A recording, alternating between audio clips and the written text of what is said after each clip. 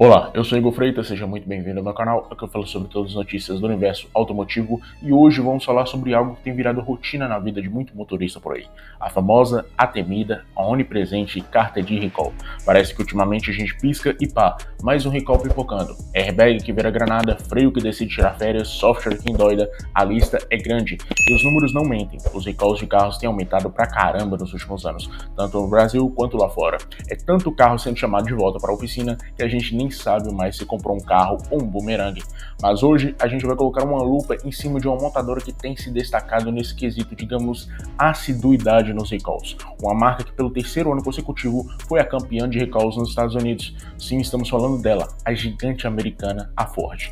E não é só muito recall não, o negócio tá ficando bizarro. Tem caso de recall para consertar o recall anterior que não deu certo. É o recall do recall. Parece piada, mas não é. Então prepara o cafezinho ou o chá de camomila para acalmar, porque hoje a gente vai desvendar esse festival de concertos da Ford e tentar entender o que diabos está acontecendo com a qualidade dos carros.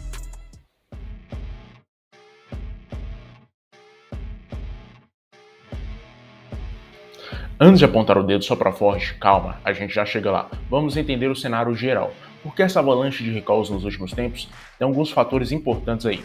Primeiro, complexidade dos carros. Os carros de hoje são computadores sobre rodas, é tecnologia para todo lado. Central multimídia, assistentes de condução, trocentos sensores. Isso aumenta muito a chance de alguma coisa dar pau, seja no hardware ou no software. Uma linha de código errada pode fazer um carro inteiro precisar voltar para a concessionária. Segundo, plataformas globais e fornecedores. As montadoras usam as mesmas peças e plataformas em milhões de carros no mundo todo. Se um fornecedor entrega um componente defeituoso, lembrando do escândalo dos airbags da Takata que afetou dezenas de milhões de carros de várias marcas, pois é, o estrago é gigante e o recall vira global. Terceiro, pressão por cursos e lançamentos rápidos. A competição é acirrada, as marcas querem lançar novidades rápido e às vezes economizam onde não deviam ou pulam etapas de testes. Aí já viu, né? O problema estoura na mão do consumidor depois. Quarto, maior fiscalização e conscientização. Órgãos reguladores como a NHTSA nos Estados Unidos e a Senacom aqui no Brasil estão mais de olho e os consumidores também estão mais informados e exigentes.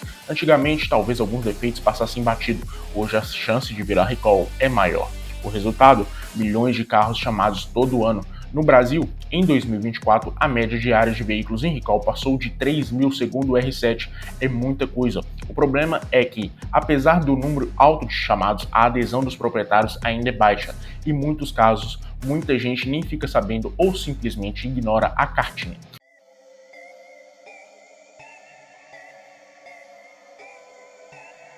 Ok, agora vamos ao prato principal, a Ford. Como eu disse, a marca do oval azul tem sido figurinha carimbada e líder no ranking de recalls, especialmente nos Estados Unidos, que é um mercado gigante e super fiscalizado.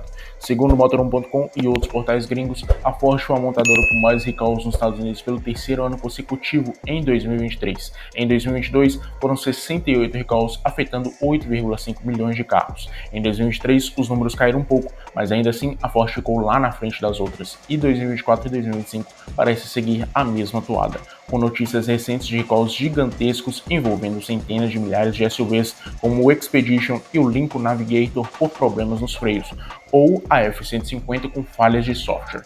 E no Brasil? Embora os números absolutos sejam menores porque a nossa frota é menor, a Ford também tem um histórico respeitável por aqui.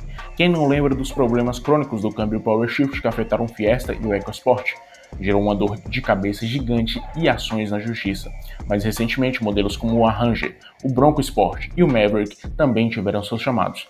A Ford Ranger, por exemplo, segundo o levantamento como o do Estadão e do Verificar Auto, esteve entre os carros com mais campanhas de recall no Brasil nos últimos 10 anos, acumulando um número significativo de chamados por diferentes motivos. A questão é, por que a Ford está sofrendo tanto com isso? A própria empresa admite que precisa melhorar a qualidade e até que sacrificou lucros de curto prazo para tentar resolver o problema, segundo o CEO Jim Farley. Eles falam que em implementar mais checagens de qualidade, evitando alguns recalls com isso. Mas a realidade é que a torneira de recalls continua aberta. Parece que estão tentando tapar o sol com a paneira, ou melhor, consertar o carro com chiclete.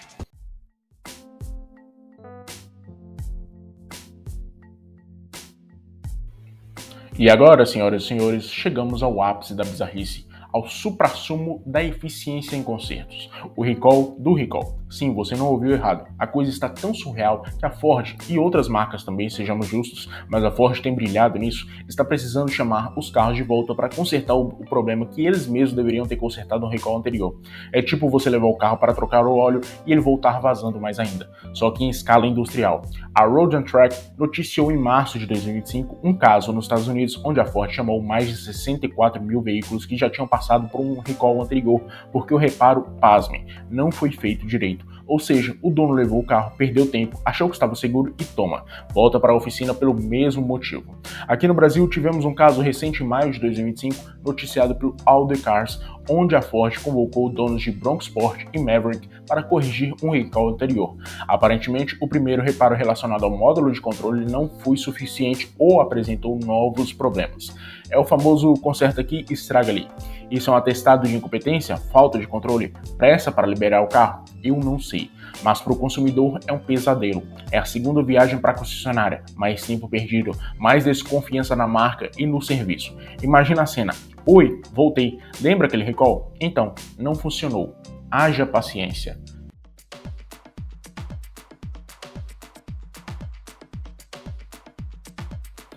Esse festival de recalls, especialmente os reincidentes, tem um impacto direto na vida de quem compra o carro, principalmente aqui no Brasil, onde tudo já é mais difícil. Primeiro, inconveniência e tempo perdido. Ninguém gosta de levar o carro para a oficina. Você tem que agendar, deixar o carro lá, às vezes por dias, dependendo da peça, arranjar outro jeito de se locomover, é um transtorno. Imagina ter que fazer isso 2 vezes pelo mesmo problema, é para tirar qualquer um do sério. Segundo, desvalorização do veículo. Carro com histórico de muito recall ou pior, um recall pendente tende a valer menos na hora da revenda. Quem vai querer comprar um carro sabendo que ele vive na oficina ou que tem um problema de segurança não resolvido? Desde abril de 2021, inclusive, a informação sobre o recall pendente consta no documento do carro CRLV-E, o que dificulta e muito a transferência e a venda. Terceiro, risco à segurança. Esse é o ponto mais grave. Recalls geralmente envolvem falhas que podem causar acidentes sérios, problemas nos freios, direção, airbags, risco de incêndio. Rodar com um carro que tem um recall pendente ou pior, que passou por um recall meia boca que não resolveu o problema, é colocar a sua vida e de outros em risco. Quarto, desconfiança na marca. Como confiar em uma marca que não consegue garantir a qualidade básica do seu produto, que precisa chamar o carro de volta várias vezes? Isso abala a imagem da montadora e faz o consumidor pensar 2 ou 3 ou 4 vezes antes de comprar outro carro daquela marca no futuro.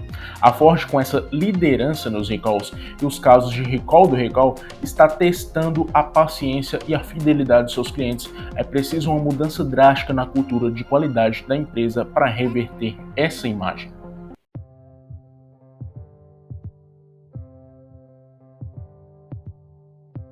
Então, galera, o que a gente conclui desse cenário? Recall, em tese, é algo positivo.